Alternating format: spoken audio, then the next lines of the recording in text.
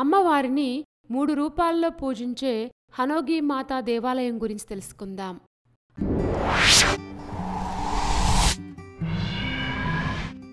హనోగి మాతా ఆలయం. ఈ ఆలయం హిమాచల్ ప్రదేశ్ రాష్ట్రంలోని కులు జిల్లాలో ఉంది. ఈ దేవాలయం సముద్ర మట్టానికి 4000 అడుగుల ఎత్తులో ఉంటుంది. ఈ ఆలయం హనోగి మాతా దేవతకు అంకితం చేయబడింది.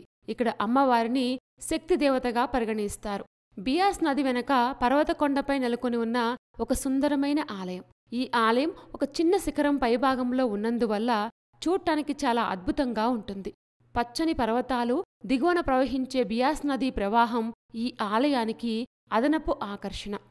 ఈ ఆలయ శిఖరాన్ని చేరుకోవడానికి 500 మెట్లు ఎక్కవలసి ఉంటుంది.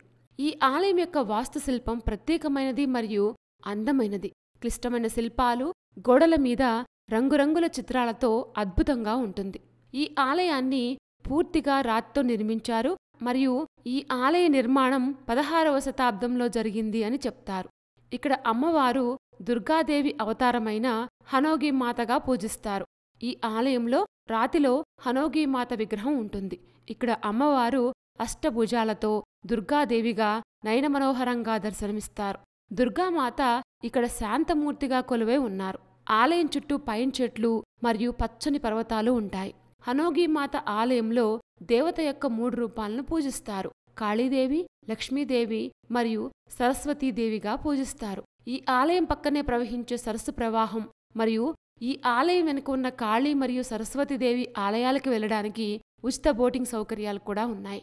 పూర్వం ఈ ప్రదేశం అభయరామ్ గురు నివాసంగా ఉండేదని నమ్ముతారు. ఆయన తాంత్రిక జ్ఞానంలో నిపుణుడు. అభయరామ్ గురు తన శక్తుల సహాయంతో తుంగధర పర్వత శ్రేణి నుండి హనోగికి తుంగామాతను తీసుకొచ్చాడని నమ్ముతారు.